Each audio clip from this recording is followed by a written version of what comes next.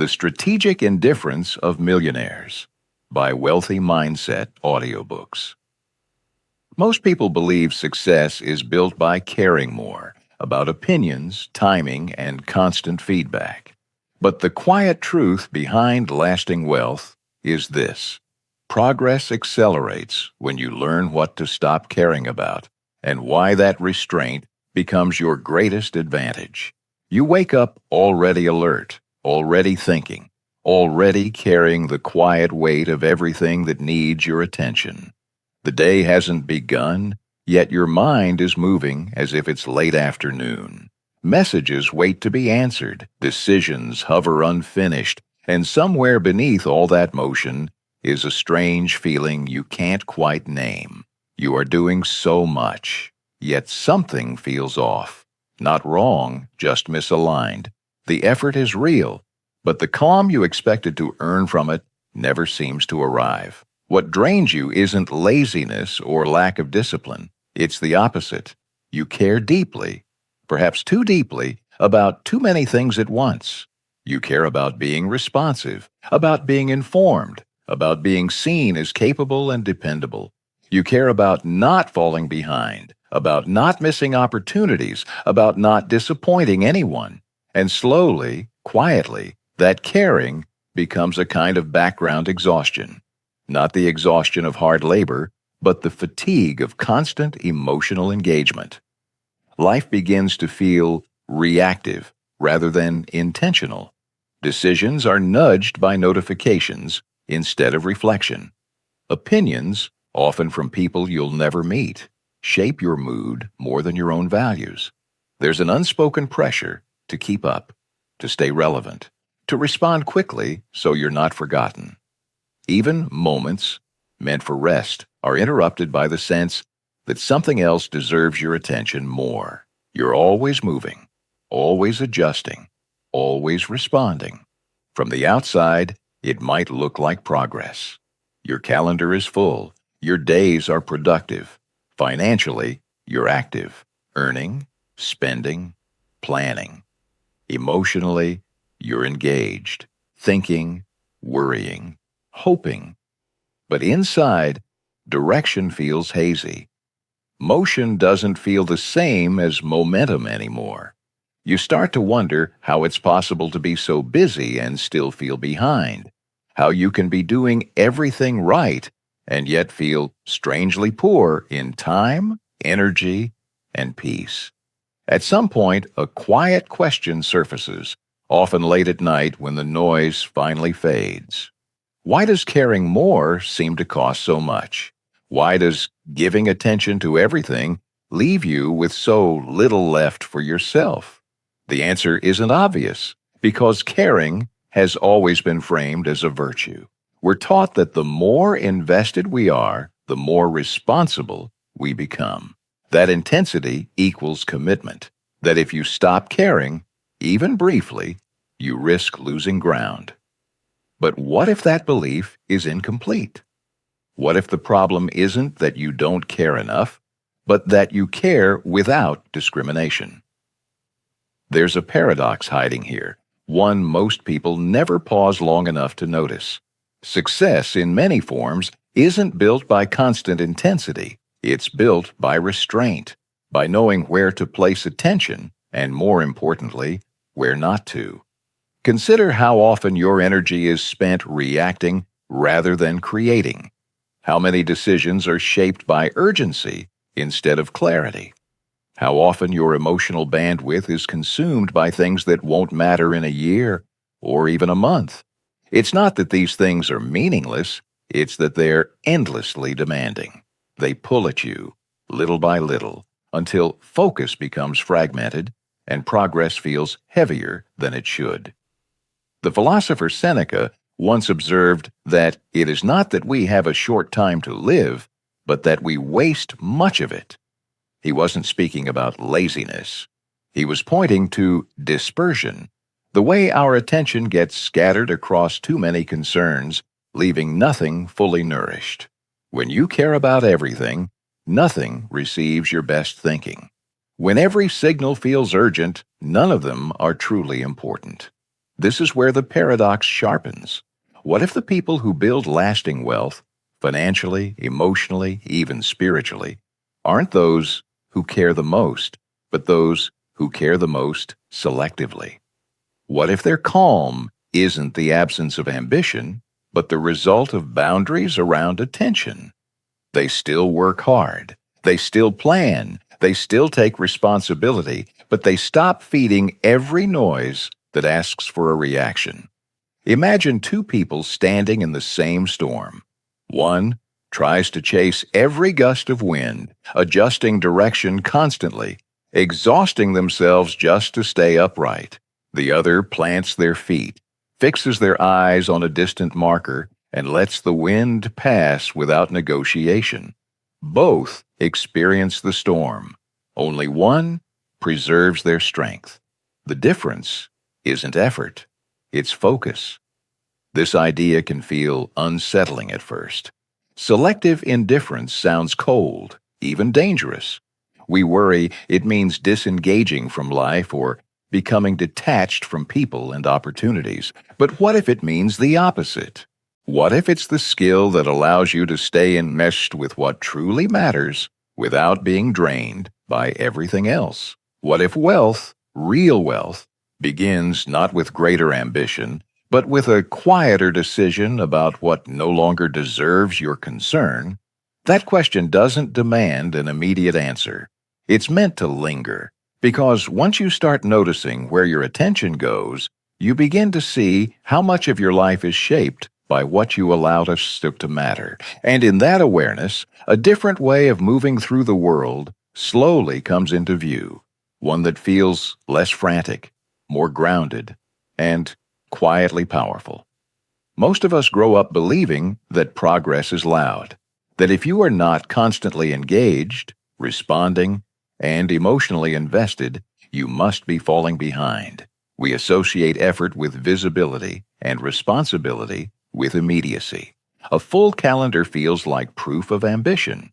Quick replies feel like professionalism. Emotional involvement feels like commitment. Over time, this belief hardens into a rule we rarely question. If you want more from life, you must give more of yourself to everything that asks. And yet, when you look closely at people who build lasting wealth, not just money, but time, composure, and freedom, you notice something unexpected. They are rarely frantic. They do not seem rushed by every development or shaken by every opinion. Their decisions are measured. Their pace feels almost slow in a world addicted to speed. They listen more than they speak, pause more than they react, and somehow continue moving forward while others burn out around them. This contrast can be confusing at first.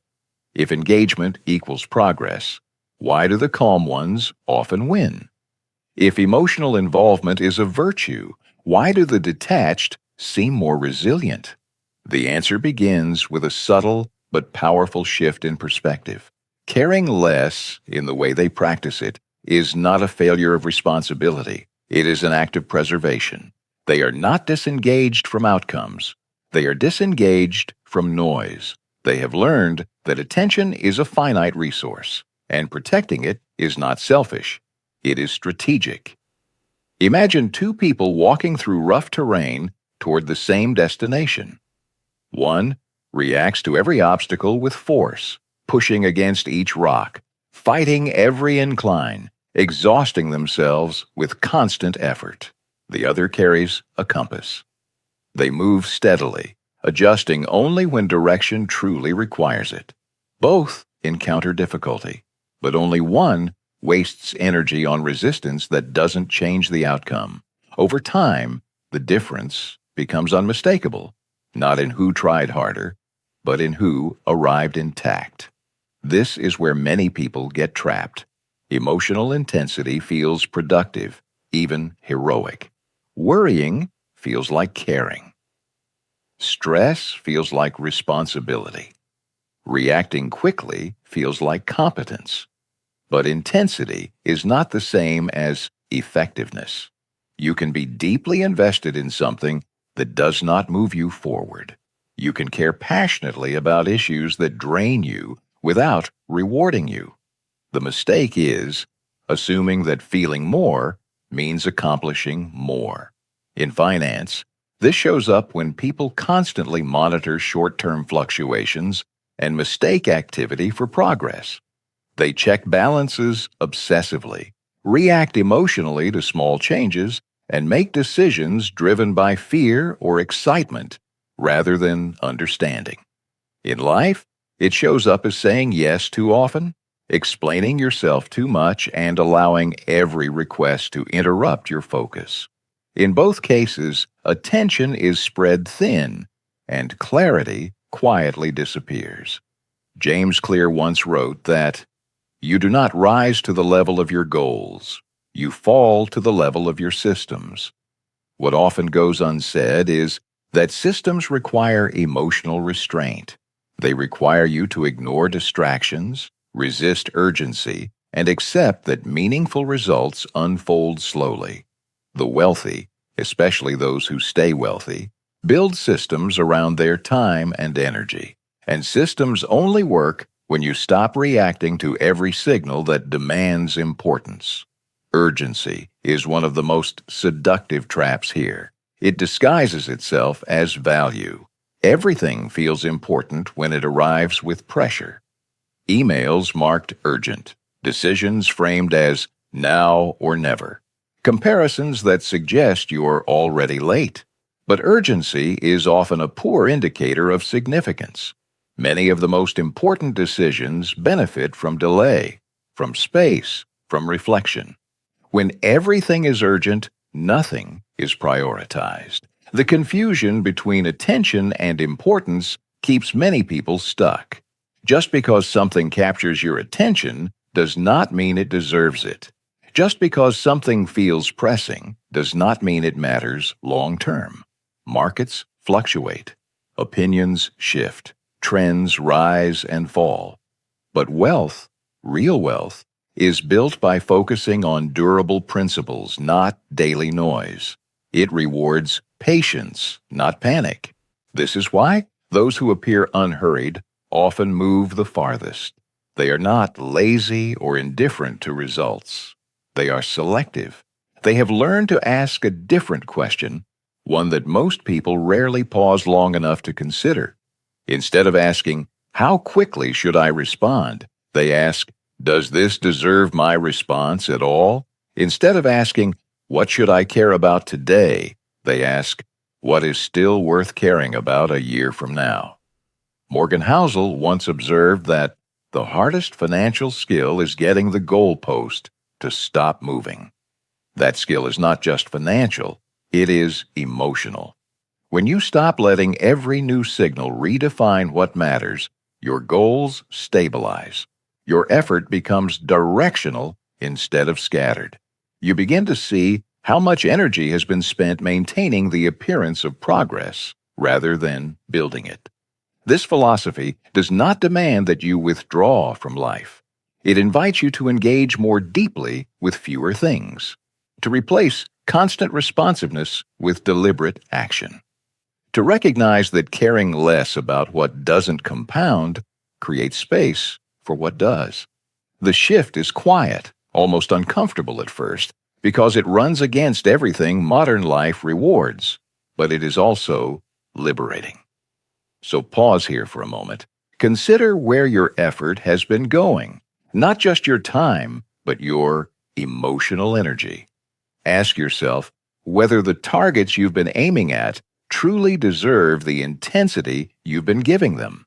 This is not a call to do less, but to choose better. And that choice, made consistently, becomes the foundation for everything that follows. At some point, strategic indifference stops sounding like withdrawal and starts revealing itself as refinement. It no longer feels like stepping away from life, but like editing it. Just as a sculptor removes what doesn't belong to reveal the form underneath, this way of thinking is about subtraction, not avoidance. You are not becoming less engaged with what matters. You are becoming less available to what distracts. The difference is subtle, but it changes everything. You begin to notice it first in small, almost unremarkable choices. A message arrives, and you don't feel compelled to answer immediately. A piece of news surfaces, and you register it without letting it hijack your mood. An opinion is offered, and you don't rush to defend or explain yourself. Emotional discipline, you realize, is rarely dramatic. It shows up quietly in what you choose not to react to, in what you allow to wait, and in what you decide doesn't need your energy at all. These choices create small shifts that compound over time. Fewer reactions mean fewer regrets. Longer thinking replaces impulsive action. Confidence becomes quieter, less dependent on validation, and more anchored in clarity. You stop narrating every step of your progress to others and start trusting the direction you're moving in. Nothing about this feels flashy, but something feels lighter. The noise begins to thin, and in that space, your thoughts stretch out and settle. Slowly, decisions stop being driven by how they make you feel in the moment. Instead, they are guided by what they are likely to build over time. You begin to sense the difference between relief and progress. Relief feels good immediately but fades quickly. Progress often feels neutral, even uncomfortable, but leaves something lasting behind. This shift changes how you approach money, work, and even relationships. You invest less in emotional spikes and more in steady returns. There's a noticeable return of energy when you stop leaking it everywhere.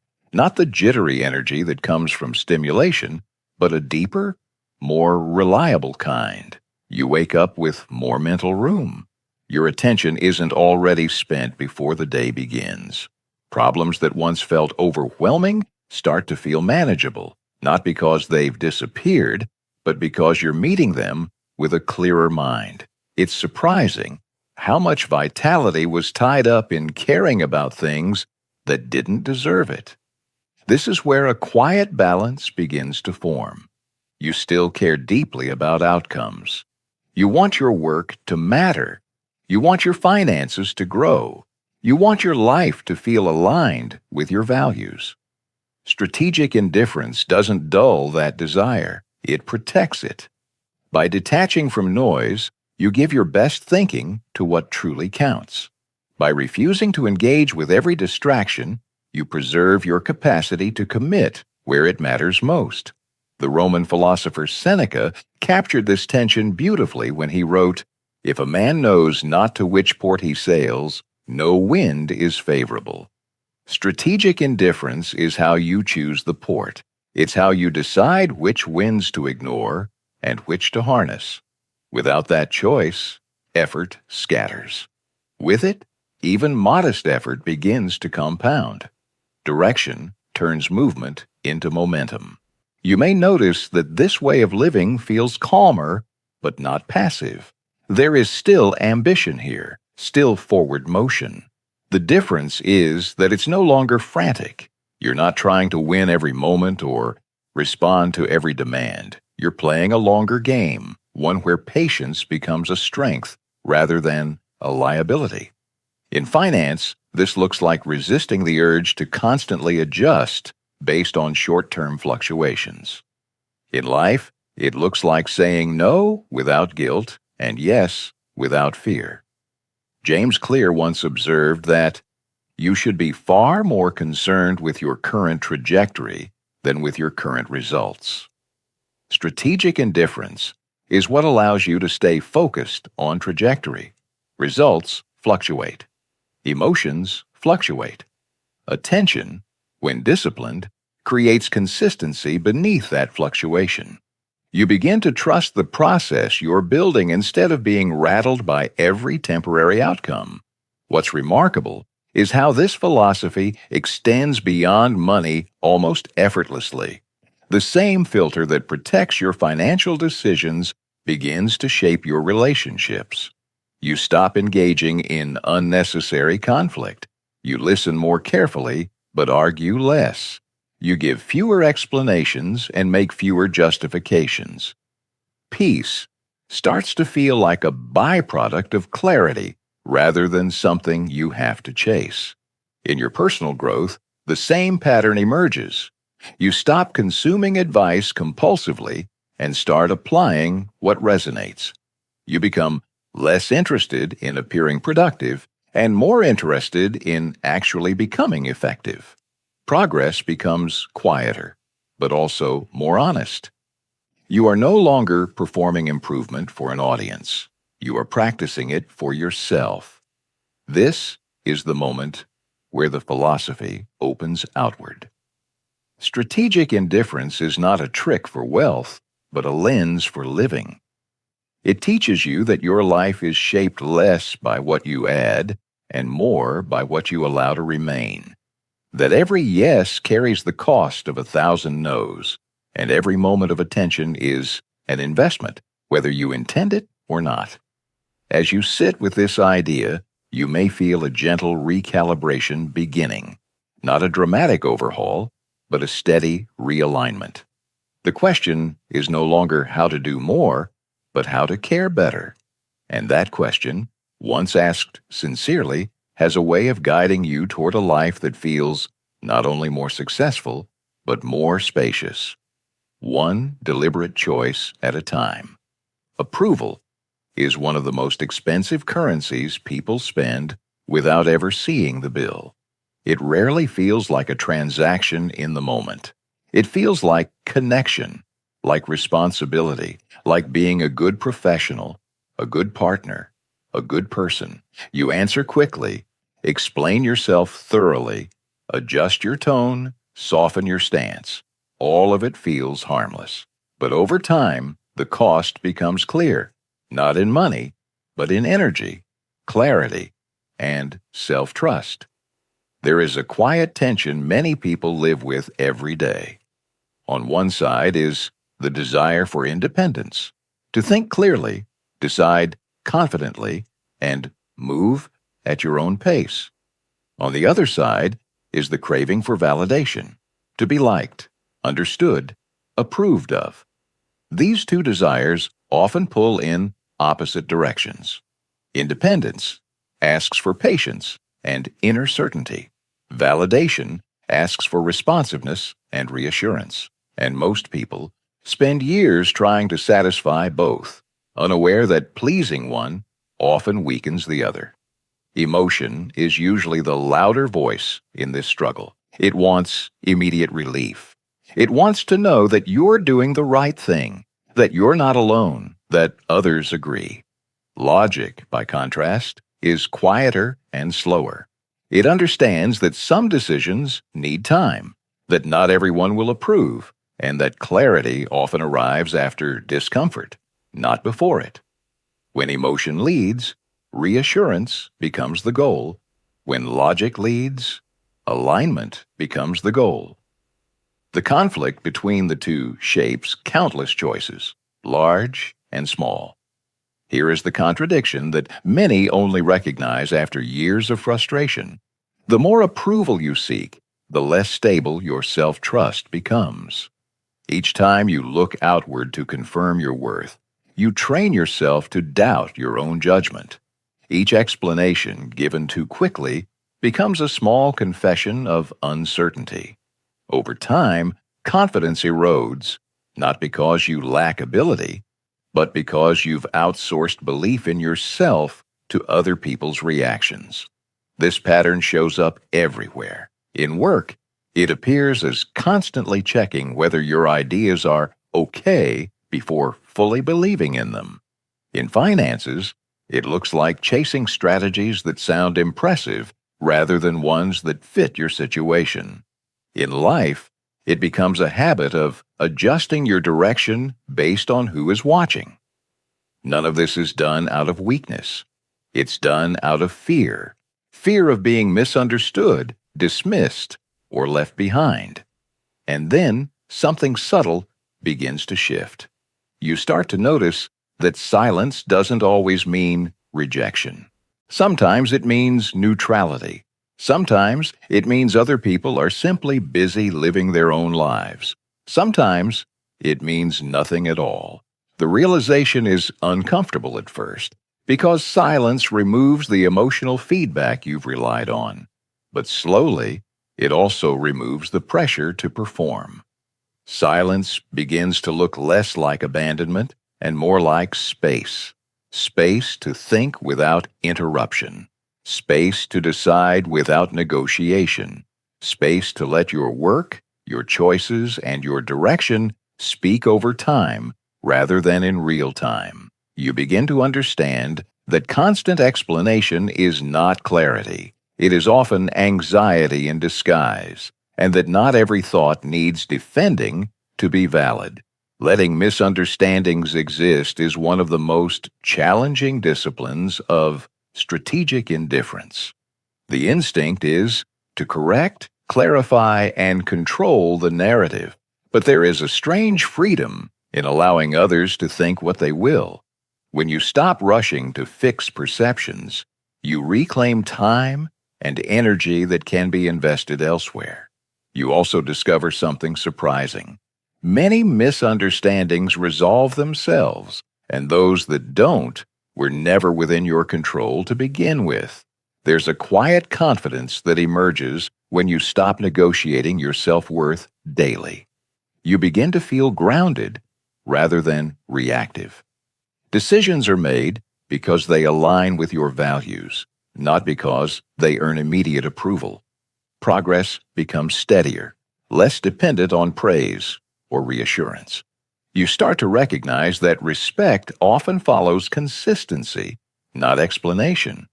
This doesn't mean you become indifferent to people or relationships. It means you become more intentional. You listen more carefully, but speak less defensively. You choose feedback thoughtfully instead of seeking it everywhere. You value counsel without surrendering agency. Over time, this balance strengthens both your personal and financial life. Clear thinking replaces emotional urgency. Long-term strategy replaces short-term comfort. Marcus Aurelius once wrote, "If you are pained by any external thing, it is not this thing that disturbs you, but your own judgment about it." Approval is one of those external things that only has power when we grant it authority over our inner world. When you loosen that grip, something steadier takes its place. A quiet trust in your own reasoning, your own pace, your own direction. As you reflect on this, consider how much energy has been spent trying to be understood rather than being effective. How many decisions were shaped by imagined opinions rather than real priorities? The question that lingers here is not meant to be answered quickly. It's meant to open a door. What becomes possible when self-worth is no longer negotiated daily, but assumed and protected as you move forward? Comparison rarely announces itself as a threat. It arrives quietly, almost politely, disguised as motivation. You see someone else's progress and feel a small spark, an urge to work harder, move faster, do more. At first it seems harmless, even useful, but over time, that spark turns into pressure. Ambition, once expansive and personal, begins to shrink. Long journeys are compressed into unfair races, and suddenly your path feels inadequate simply because it looks different. The danger of comparison is not that it shows you what's possible, but that it distorts time. You see the outcome of someone else's decade and measure it against your current chapter. You forget the unseen years, the false starts, the quiet compounding that didn't make headlines. And without realizing it, you begin to believe that visible success is a signal you're late, that if someone else has arrived, you must accelerate or be left behind. This is where the illusion takes hold. You start believing that someone else's results demand your immediate imitation. Their strategy becomes your urgency. Their timeline becomes your anxiety. You chase methods without understanding context, copy moves without knowing the cost, and abandon plans that were working simply because they weren't flashy. What once felt like inspiration now feels like obligation. Emotion is quick to respond here. Envy doesn't always feel bitter. Sometimes it feels restless. A nagging sense that you should be further along by now. Reason, meanwhile, is patient and easily drowned out. It tries to remind you that paths differ, that resources differ, that goals differ. But emotion is louder, especially in a world where success is constantly displayed without explanation. And so, slowly, rational decision-making gives way to reactive adjustment. The consequence of this pattern is not dramatic failure, but subtle exhaustion. You are always recalibrating, always tweaking, always second-guessing. You move, but you don't arrive. Each milestone feels temporary because you're already looking sideways at the next comparison. Satisfaction becomes fleeting, almost suspicious, as if enjoying progress means you've stopped trying hard enough. This exhaustion is particularly costly in finance. Chasing what's popular rather than what's appropriate leads to unnecessary risk and emotional whiplash. People buy because others are buying, sell because others are panicking, and adjust strategies midstream because patience feels unbearable when someone else seems to be winning faster. Over time, this erodes confidence, not just in the market, but in oneself. Those who build lasting wealth learn to step away from comparison, not out of pride, but out of self-respect. They understand that attention is an investment, and comparison offers poor returns. Instead of tracking what everyone else is doing, they commit to understanding why they are doing what they're doing. This creates a sense of internal alignment that no external benchmark can provide. Progress, for them, becomes private, not secretive, but personal. They measure growth against past decisions rather than public milestones. They ask whether today's choices are better than yesterday's, whether their strategy still makes sense given their goals, whether their energy is being spent intentionally. This internal scorecard is quieter, but far more stable. Morgan Housel once noted that the ability to do what you want, when you want, with who you want, for as long as you want, is priceless. Comparison threatens that freedom by convincing you that someone else's version of success should dictate your own. When you withdraw from it, you reclaim the right to define progress on your terms.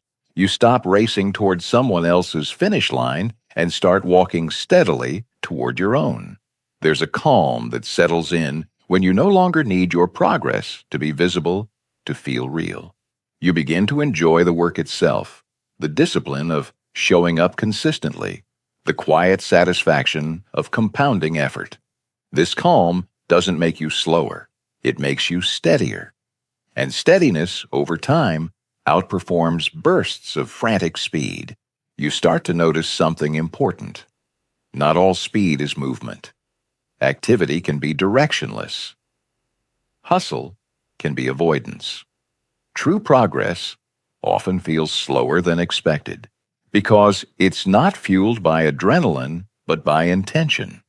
It's built in moments when no one is watching, when there's nothing to compare, when the only question that matters is whether today aligns with the life you're trying to build.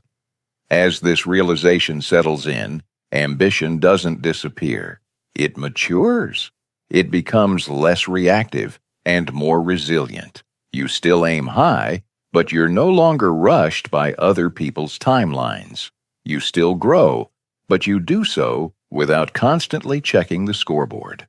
And in that shift, something rare emerges, a sense of arrival that isn't tied to anyone else's pace. So pause here and reflect. Consider how often comparison has shaped your urgency, your choices, your sense of self. And then imagine what might change if progress became a private conversation between you and your values. In that quiet space, free from unnecessary races, you may find that you've been moving forward all along, just at the right speed for you. Urgency often wears a convincing disguise. It presents itself as responsibility, as diligence, as proof that you care. It says that if you don't act now, you will miss something important. That delay is dangerous. That speed is strength. And because this voice sounds so reasonable, so adult, so aligned with productivity, we rarely question it. We just move faster. But if you look back honestly, you may begin to notice a pattern. Some of your most rushed decisions still cast long shadows. A financial choice made in haste that took years to correct. A career move driven by panic rather than preparation. A commitment accepted too quickly, simply because saying no felt uncomfortable. Urgency didn't protect you in those moments. It pressured you, and the cost was paid slowly, long after the rush had faded. This is the uncomfortable realization many people reach at some point. Urgency is often fear pretending to be responsibility, fear of missing out, fear of falling behind, fear of being seen as indecisive or slow. These fears don't mean you are weak, they mean you are human. But when fear sets the tempo of your decisions, clarity rarely gets a seat at the table. There comes a moment, quiet, almost unremarkable, when this begins to shift. You realize that waiting, when paired with understanding, is not weakness. It is restraint. It is strength that doesn't need to prove itself immediately. You start to see that some doors close, not because you were too slow, but because they were never meant for you in the first place. And some doors only open for those willing to wait without panic. This changes how you relate to time. You stop seeing pauses as wasted space and start seeing them as preparation. The paradox here can be hard to accept at first. Slowing down feels like stagnation in a culture obsessed with speed. Pausing feels risky when everyone else appears to be moving. But slowing down, when done intentionally, creates endurance. It allows you to sustain effort without burning out. It gives you the ability to stay in the game long after others have exhausted themselves chasing urgency. What looks like hesitation on the surface is often deep preparation underneath.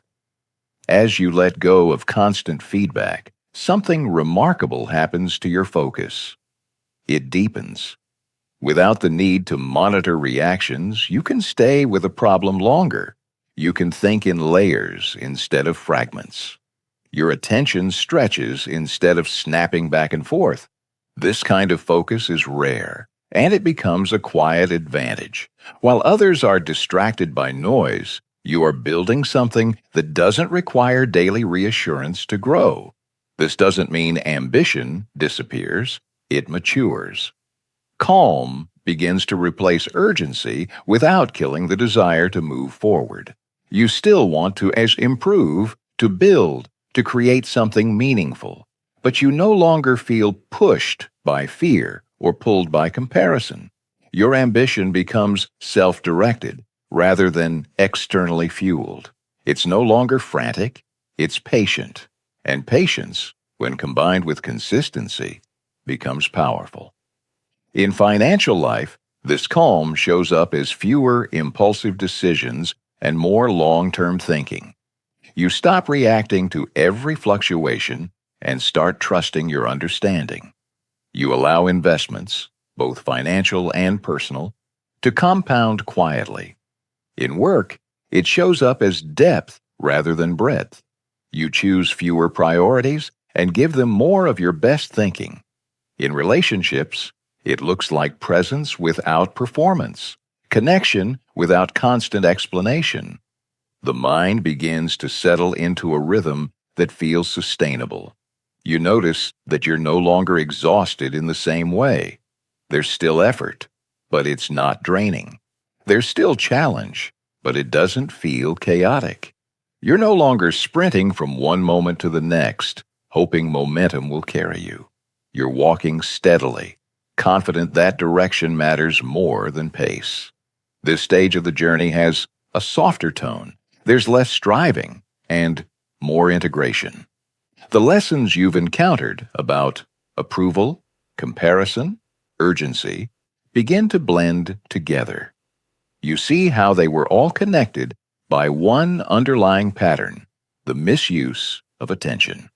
Silence helps you recognize this pattern without judgment. It allows understanding to replace self-criticism. You may find yourself doing less explaining and more observing, less reacting and more choosing, less rushing and more trusting. None of this feels dramatic. In fact, it may feel almost ordinary. But that ordinariness is a sign of something important.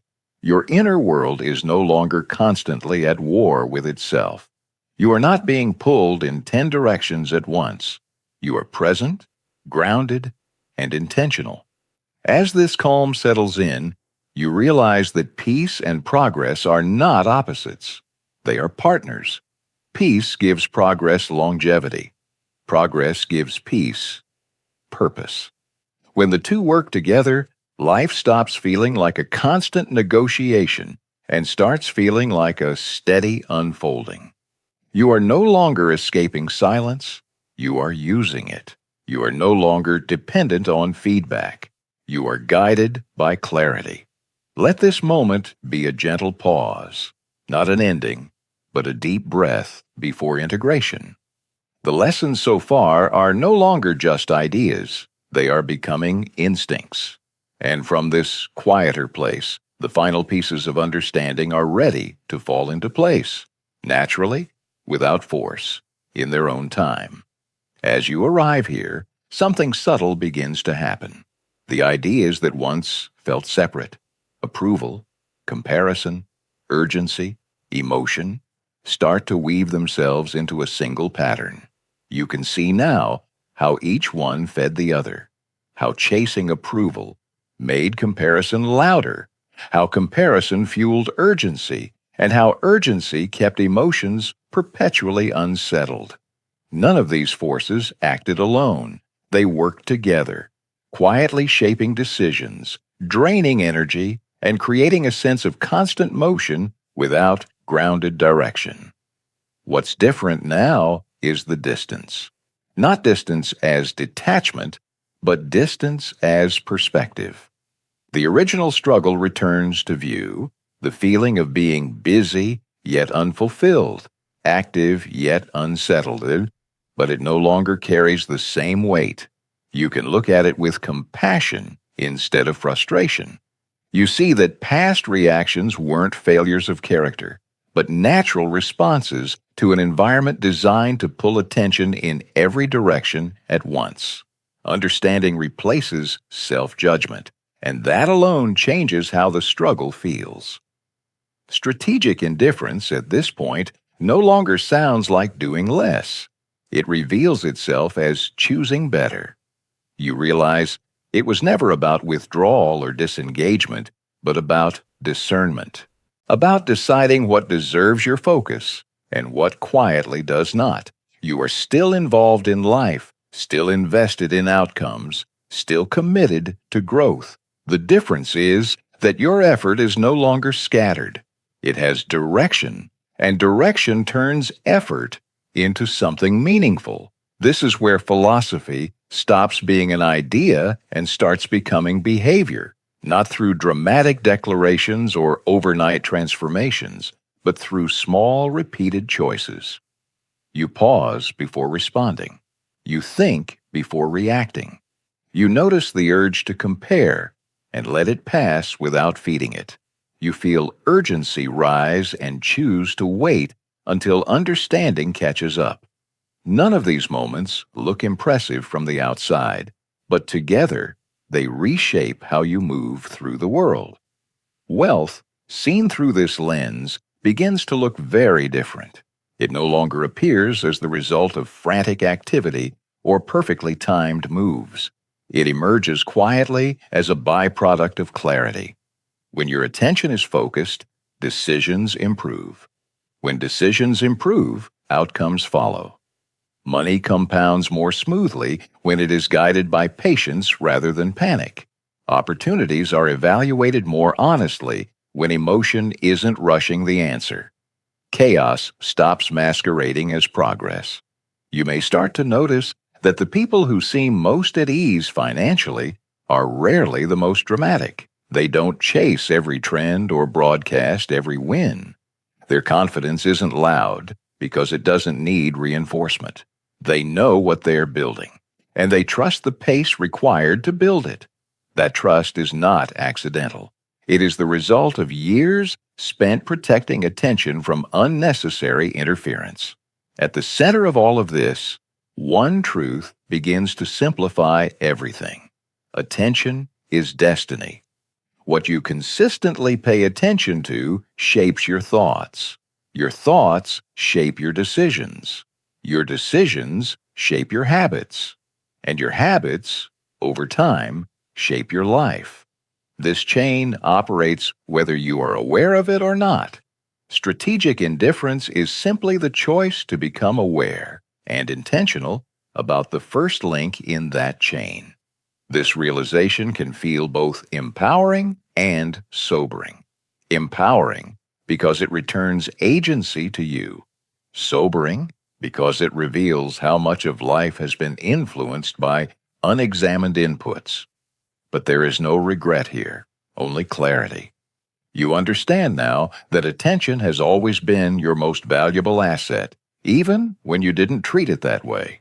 And you begin to guard it, not rigidly, but respectfully. As reflection deepens, the journey turns inward, not in a self-absorbed way, but in a grounding one. You become more interested in alignment than applause, more curious about depth than speed. You listen more closely to your internal signals because they are no longer drowned out by noise. Decisions feel calmer, even when they are difficult. Progress feels steadier, even when it is slow. You may still encounter moments of doubt, comparison, or urgency. That is part of being human. But now you recognize them as signals rather than commands. You can pause, breathe, and choose again. This ability to choose, to respond instead of react, is the quiet power that has been forming all along. It doesn't announce itself. It simply works. In this space, ambition feels cleaner. It is no longer tangled with anxiety or fueled by external pressure. It becomes an expression of values rather than a response to fear. You want to grow not because you feel behind, but because growth itself feels meaningful. And that distinction changes everything. Let this moment settle, not as a conclusion, but as an integration. The ideas you've explored are no longer just concepts. They are becoming part of how you see, decide, and live. The noise hasn't disappeared, but it no longer owns you. Your attention, once scattered, is slowly finding its way home. And from that place of clarity, the next phase of the journey unfolds. Not loudly, not urgently, but with quiet confidence and deliberate purpose. There is a moment, usually quiet and unannounced, when you begin to look back at your past pressures with a gentler gaze. The deadlines that once tightened your chest, the expectations that once felt unbearable, the constant sense of needing to prove something, all of it starts to soften in memory. Not because it didn't matter, and not because it wasn't real, but because you can finally see it with context. You recognize the weight you were carrying without the harsh judgment you once placed on yourself for feeling it. What once felt overwhelming now feels understandable, even human. You see how fear shaped some of your reactions, how urgency pushed you into choices you weren't fully ready for. You notice how deeply you wanted security, approval, and forward motion, even when you didn't know how to balance them. Instead of asking, "Why was I like that?" you find yourself thinking, "Of course I felt that way." Compassion quietly replaces criticism, and that alone eases something inside you.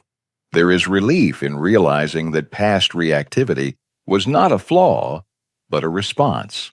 You were responding to noise, pressure, and uncertainty with the tools you had at the time. Now, with greater awareness, you don't need to replay those moments with shame. You can acknowledge them as part of your learning, part of your becoming. Acceptance doesn't erase mistakes. It dissolves the unnecessary suffering around them. And in that dissolution, space opens up. Peace begins to take on a new definition.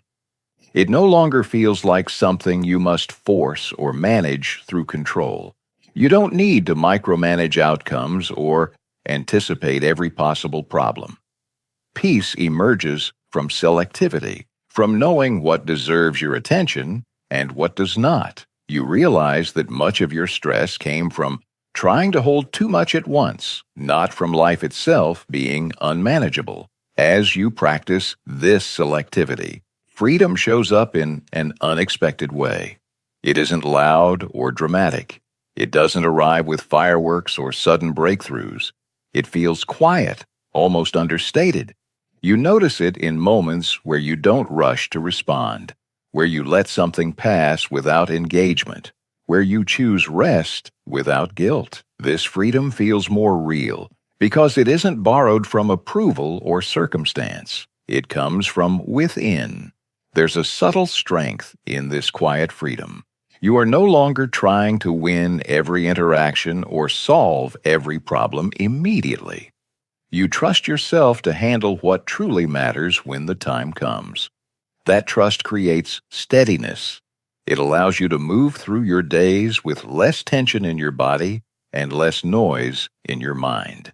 You begin to experience how calm can coexist with ambition, how rest can coexist with growth.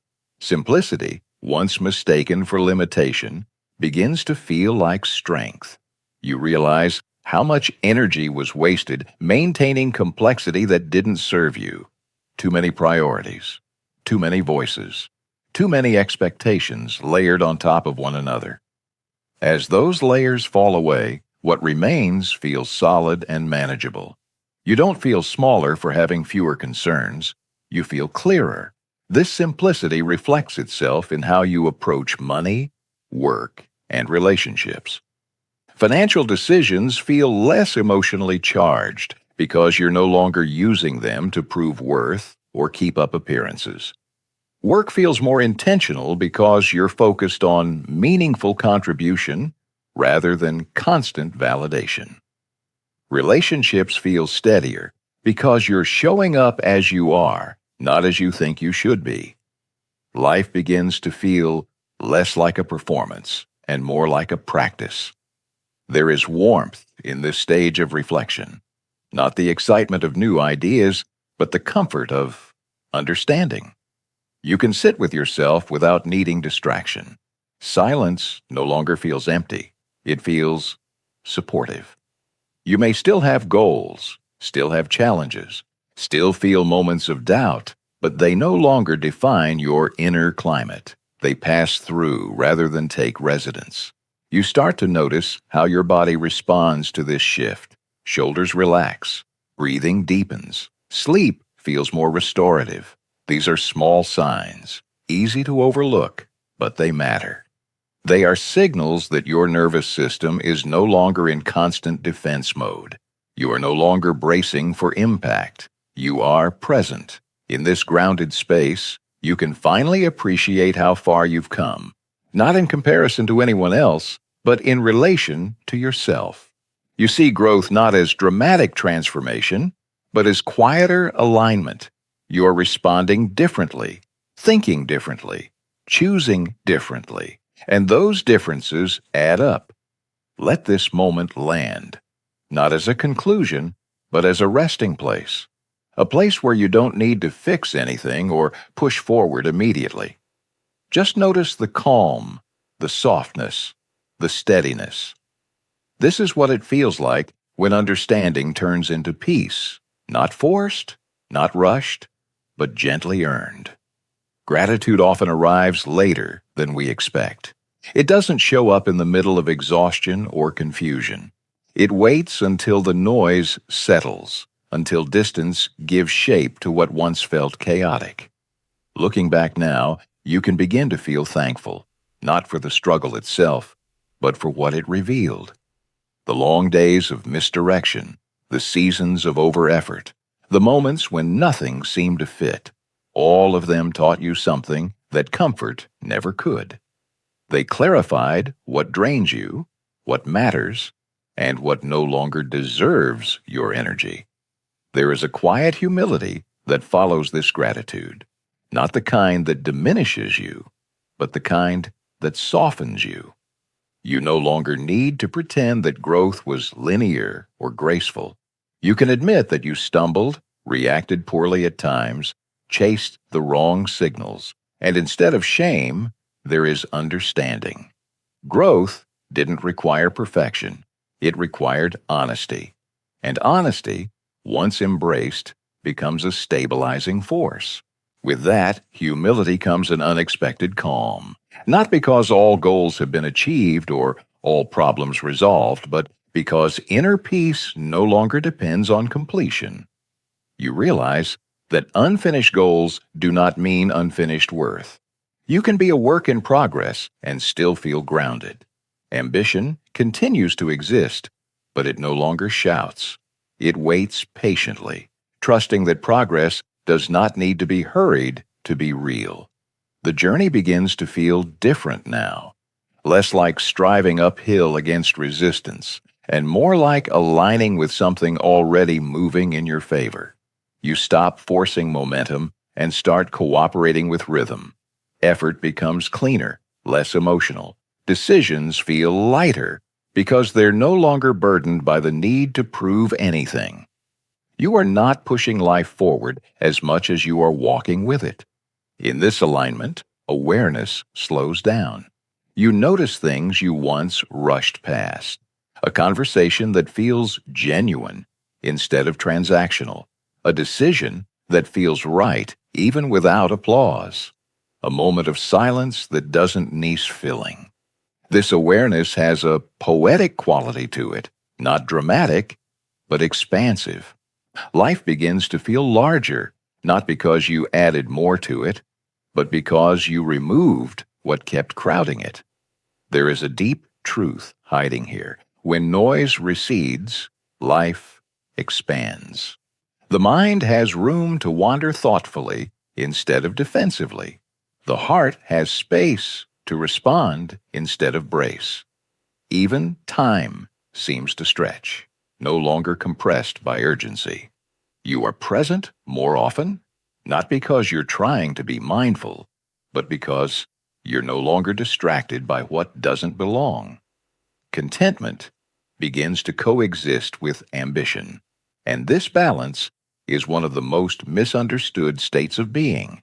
Contentment does not mean settling. It means appreciating where you are without abandoning where you're going. You can feel grateful for what exists now while still moving toward something more. The tension between enough and more dissolves into something healthier, intention. This intention shapes how you approach wealth and success going forward. Money is to no longer a scorecard for self-worth, but a tool for alignment. You want it not to impress, but to support the life you're building. Success is no longer about accumulation alone, but about sustainability. You are interested in what lasts, financially, emotionally, and mentally. There's a quiet confidence in knowing that you don't need to rush this phase. You've learned that speed is not the same as progress, and that intensity often hides insecurity. Calm, on the other hand, signals trust. Trust in your judgment. Trust in your pacing. Trust that clarity, once earned, does not disappear easily. This trust allows you to stay steady even when the world encourages haste. You may still encounter moments of restlessness. Old habits don't vanish overnight, but now, when they surface, you recognize them with kindness. You don't scold yourself for feeling pulled. You simply notice, adjust, and return to center. That ability to return without drama is a sign of maturity. It's the difference between reacting and responding, between being carried by emotion and guided by understanding. As this chapter draws to a close, there is no grand conclusion, no final declaration. Wisdom doesn't arrive with fireworks. It arrives quietly, almost gently, like a realization you've always known but couldn't articulate before. You understand now that your life does not need to be louder to be meaningful. It needs to be clearer. This clarity is not rigid. It is flexible, patient, and forgiving. It allows for growth without chaos and ambition without anxiety. It invites you to continue forward, not hurried, not hesitant, but aligned. And in that alignment, you sense that the most important lessons are no longer ahead of you or behind you. They are within you, ready to guide the next steps with calm assurance. So let this wisdom approach gently. There is nothing to force, nothing to prove, just a steady awareness that you are learning how to live with intention instead of noise, with depth instead of urgency. And that understanding, once settled, becomes something you carry quietly into everything that comes next. As you look back across the entire journey, the arc becomes unmistakably clear. Wealth, in its truest form, was never built only by adding more effort, more money, more ambition, more intensity. It was built just as much by subtraction, by removing what distracted you, drained you, and quietly diluted your focus. The turning points were not always moments of action, but moments of restraint. The days that mattered most were often the ones where you chose not to engage, not to react, not to chase. This realization has a grounding effect. It simplifies things that once felt complex. You begin to see that your life has been shaped less by what you pursued and more by what you allowed to occupy your attention. The conversations you replayed, the comparisons you entertained, the urgencies you obeyed. Over time, these small permissions became patterns, and those patterns became direction. When you see this clearly, blame dissolves and responsibility returns, not as pressure, but as choice. At the heart of it all rests a simple truth. What you ignore shapes who you become. This is not a call to disengage from life, but to engage wisely. Every moment of attention is a vote. Every reaction is an endorsement. When you stop feeding what does not serve you, it loses power, not dramatically, but inevitably. And what remains begins to grow stronger by default. This is where strategic indifference reveals its deeper meaning. It was never a financial trick or a productivity hack. It is a universal principle, quietly operating in every meaningful life. Artists use it when they ignore trends to protect their voice. Leaders use it when they resist noise to protect vision. Investors use it when they avoid panic to protect compounding. The principle is the same. Focus is fragile, and protecting it is an act of wisdom. The aha moment doesn't arrive with fireworks. It arrives gently, almost humbly. You realize that clarity itself is a form of power. Not the loud power that dominates conversations or commands attention, but the quiet power that guides decisions consistently. Clarity doesn't rush. It doesn't argue. It simply sees. And when you see clearly, choices become easier, even when they are difficult. Caring less about the wrong things creates space for patience, for depth, for long-term thinking. When that space opens, what truly compounds finally has room to work. Financial habits improve because they are no longer driven by emotion. Relationships stabilize because they are no longer negotiated for approval. Work deepens because it is no longer interrupted by constant validation seeking.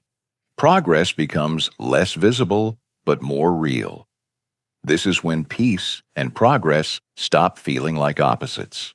Earlier in life, it may have felt as though you had to choose, either push forward relentlessly or slow down and risk falling behind.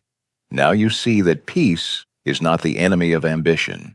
It is the condition that makes ambition sustainable. Progress without peace burns out. Peace without progress stagnates. Together, they form something rare, forward motion that doesn't cost you yourself. You begin to recognize how much of your former stress came from trying to hold too much at once, too many opinions, too many expectations, too many imagined deadlines. Letting go of those weights didn't make you weaker.